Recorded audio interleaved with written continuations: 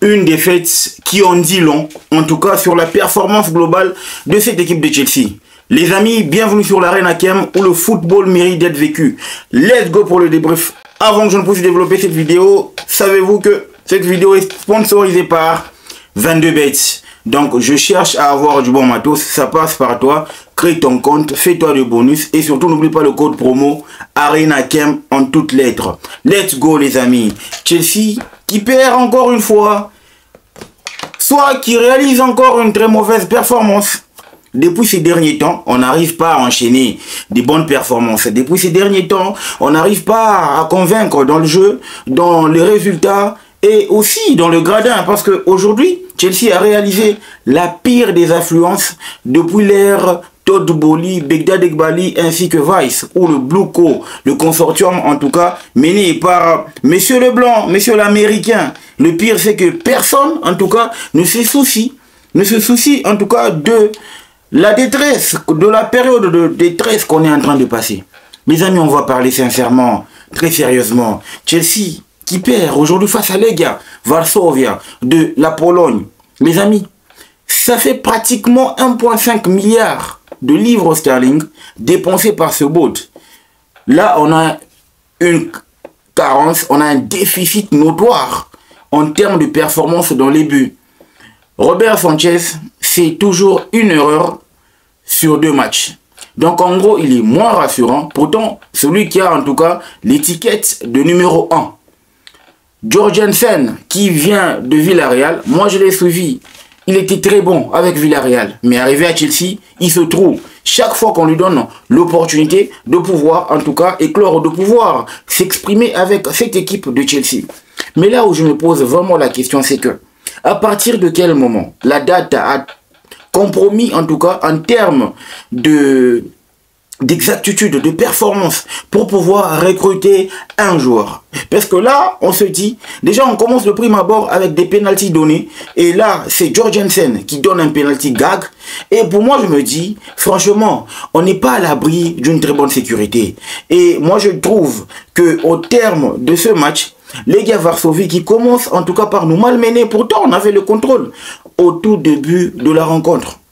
Legia Varsovie a joué avec toute son âme. Legia Varsovie voulait réellement sauver sa peau.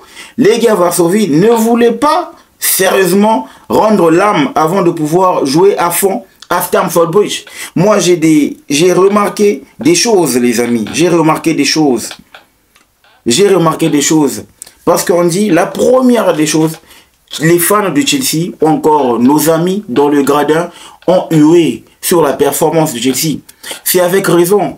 On a joué Ipswich, on a joué Brentford, on a joué Leicester City. Les amis, c'est une agonie. C'est une agonie qu'on est en train de pondre en termes, n'est-ce pas, de performance. C'est à dire, c'est dire le niveau actuellement. Parce qu'aujourd'hui, on s'est rendu compte qu'il y avait Cole Palmer qui est vraiment en déficit de confiance. Et je vous l'ai dit lors du match précédent que Cole Palmer, c'est vraiment un joueur qui doit, en tout cas si Maresca est très intelligent, si Maresca se mesure comme étant l'un des meilleurs coachs de sa génération bien sûr, il doit apprendre à mettre Cole Palmer sur le banc. Parce que ce gars, il est en train de vivre avec le syndrome de l'héroïsme, ce qui n'est pas en tout cas en train de jouer en sa faveur. Parce qu'il est en deçà de sa moyenne, il est en deçà de ses performances. Donc pour moi, je dirais que le mettre sur le banc, ce ne sera pas une punition en soi, mais ça va être une question de pouvoir permettre à ce que ce dernier puisse un peu retrouver ses facultés, retrouver son niveau. Parce que là, je vous assure, en termes de performance, catastrophe. C'est catastrophe, les amis. Pour moi, je dirais aujourd'hui, parce que en termes de résultats, Brentford 0-0, Ipswich 2-2, Legia Varsovie 1-2. Donc, ça veut dire en 3 matchs, Chelsea n'a pas réussi à gagner 1. Donc, c'est dire le niveau, ce qu'on est en train de traverser actuellement, parce que c'est trop ennuyeux, les amis. C'est trop ennuyeux. Aujourd'hui, si, en tout cas, vous me dites que vous n'avez pas somnolé autour de ce game, en tout cas, chapeau, vous êtes des élites comme moi.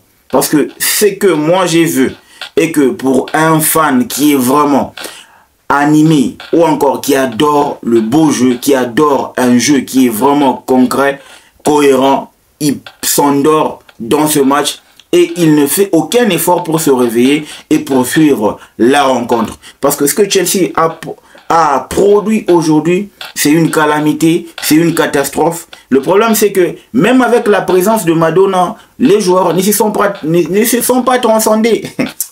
Même la présence de Madonna. Est-ce que, je me pose une question, hein. Est-ce que les joueurs de Chelsea ne sont pas en train de lâcher Enzo Maresca? Parce que ses méthodes, en tout cas, commencent à être mises en lumière. Il est tellement prévisible qu'en anglais, on dit « is so unpredictable ». He has to change. Il doit changer sa façon de jouer. Il est trop prévisible. Et chaque entraîneur qui le joue est en tout cas en mesure de le cerner et de pouvoir contrecarrer tous ses plans. Or, pour une équipe qui se veut aller chercher ce trophée, qui est aussi minuscule pour ne pas manquer du respect à ce trophée, normalement Chelsea pouvait se balader du début jusqu'à la fin. On ne pouvait pas connaître de défaite. Mais au vu de ce qui s'est passé aujourd'hui, ça doit en tout cas sérieusement tirer une sonnette d'alarme. Minimum, les amis, c'est juste ce petit trophée de la Conference League. Minimum. Parce que normalement, notre saison en Barclays English Premier League, au vu de ce que Newcastle est en train de faire en termes de run-up pour le top 5, je pense que les amis, soit à moins d'une catastrophe, je ne vois pas, en tout cas en termes de confiance, Chelsea récupérer une place qualificative pour la Champions League. Donc en gros, pour nous, le mieux c'est de finir au moins avec un trophée de la Conference League parce qu'on est hors course dans toutes les compétitions et déjà que si dans ces genres de situations vous imaginez en 2025 votre meilleur buteur c'est Marc Cucurella, ça en dit long sur la performance globale des attaquants. Tous sont en panne sèche, tous sont en train de traverser une période de vache maigre et ça veut dire que actuellement là on n'a vraiment pas un joueur sur qui on peut compter. On n'a vraiment pas un effectif qui peut en tout cas nous permettre de bien souffler. Parce que je sens qu'il y a vraiment une cassure et dans le management et dans la produit ou dans le jeu. Donc en gros, moi je pense qu'aujourd'hui là, soit on décide d'être tellement pourri, mais de prendre la 5e place, soit on se décide de bien jouer à fond et de pouvoir retrouver toutes, en tout cas, nos énergies, question d'aller arracher la qualification pour la prochaine Ligue des Champions qui va se jouer, en tout cas la saison prochaine. Moi, depuis que je connais Chelsea, j'ai jamais raté 2 saisons de Ligue des Champions. Je ne veux pas que ça soit la première année, parce que la Ligue des Champions me manque. Je ne peux pas supporter voir Arsenal jouer la Champions League et nous, on est en train de cirer le banc. Jouer la Ligue Europa, jouer la... C'est déjà ça, la Ligue Europa. Je ne suis pas habitué. Je veux que le process commence par jouer, en tout cas la Champions League, même si on va sortir en 8e ou en phase classique, etc. Au moins, on joue la Champions League. On prend le goût. Ça, c'est important. On prend le goût, on fait avec. Ça, c'est important. Mais avoir ce qu'on est en train de produire en cette fin de saison, et un Maresca têtu, un Maresca soumis, et le bot qui s'en fout, en tout cas, qui est là que pour du business, on va le réitérer encore une fois que là, la passion de la gagne, le mindset de la gagne est en train peu à peu de disparaître dans le vestiaire, dans le chef de l'équipe de Chelsea. Et au vu de ce qu'on est en train de produire actuellement, c'est que de la money football qui va en tout cas régner au sein de cette équipe de Chelsea. Parce que je vous assure, c'est la vérité, elle est là. Elle baisse, mais c'est la vérité. Ces gens-là n'ont aucune envie de pouvoir apporter la mentalité de la gagne. Parce qu'ils savent qu'ils ont bâti leur empire autour de l'argent. Et c'est l'argent qui fait en sorte qu'ils vivent. Donc ils doivent vendre et faire de Chelsea ce qu'il est actuellement. Vendre, c'est le maître mot. Faire du business, faire de l'argent, c'est le maître mot. Peu importe, le plus important, faisons l'argent. Les trophées viendront, mais on est là, on calque le modèle, je sais pas moi, de Jim Ratcliffe avec Manchester United, les Glazers, voilà. Mais en gros, il n'y a pas la mentalité Roman Abramovich. Ça, c'est une évidence. C'est une évidence, à moins que les choses changent à partir de la saison prochaine. Mais je doute fort, parce qu'au vu de ce qu'ils sont en train de nous présenter là, franchement, et les défaites qui s'enchaînent, je crois qu'il y a anguille sous roche, les amis. On risque de mal finir cette année, encore cette saison. Et je pense bien que personne n'est prêt à vivre ce qu'on peut vivre, ce qu'on pourrait vivre en cette fin de saison. Il y a beaucoup à dire, dans cette vidéo, mais seulement que comme j'aime en tout cas le fair play sur cette chaîne, je vous laisse en tout cas vous aussi l'opportunité de pouvoir me dire tout ça dans les commentaires et on va débattre, on va discuter. Pour le moment, portez-vous bien. Chelsea se qualifie, mine de rien, mais c'est une qualification en dents d'ici qui laisse entrevoir en tout cas des malaises, des mauvaises performances, des querelles internes ou encore peut-être du sabotage dans le chef de joueur, je sais pas.